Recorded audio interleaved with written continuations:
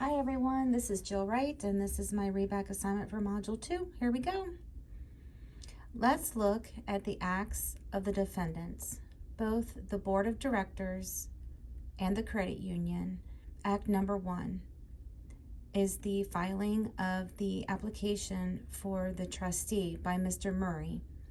Now, we have shown you that Mr. Murray, based upon his earlier testimony at a deposition, said that he had no basis for the allegations of fraud that he put into the complaint and swore to under oath before the bankruptcy judge. And he said, to make it even worse, that he put these allegations upon his intuition, based upon his intuition, and based upon not having the necessary information to allege a fraud claim. Mr. Murray signs an affidavit, puts it before a bankruptcy judge, and as a result of his signing that affidavit, he gets a trustee appointed.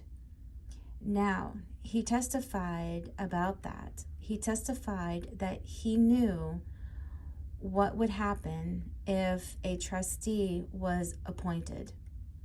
He said that the company would be out of business. He said they were out of business to begin with.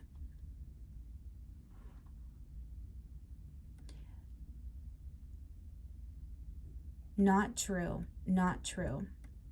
In October, the funding stopped on October 1st. Prime Time introduced its office space, spoke to its landlord, kept its office, kept its telephone, moved its files into a smaller area, moved its equipment into a smaller area, but it was in business. Mark Archambault testified to the fact that he called. If you recall, Mark Archambault, and when they called, they were there in October. There was no question about the fact that they were in business, because when the trustee came on November 9th, he threw them out. So they were there. So they had to be in business. What business were they doing at that time? Mr. Sobel testified that he was trying to get funding. He was trying to deal with what happened in terms of getting funding. He terminated a bunch of people in October. He testified that these people were let go, but there were several people that weren't let go. There was at least Ms. Roy, who was the chief financial officer, and 2 or 3 other employees that he kept on as a skeleton staff, waiting for the funding to happen. Now, during October, Prime Time commits an act of total audacity. Mr. Murfin climbing the walls,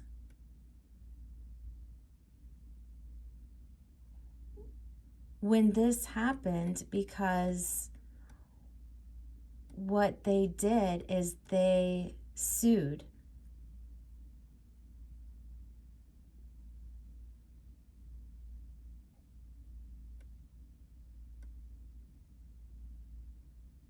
He's a small developmental company.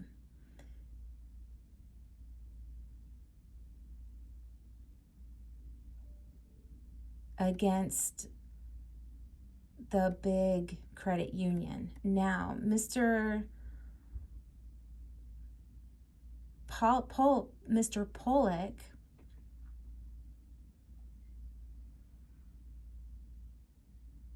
described the credit union as the friendly place and volunteer directors, and everyone just walks around, kisses each other and hugs each other. It is a wonderful place to be. It is a good place to work.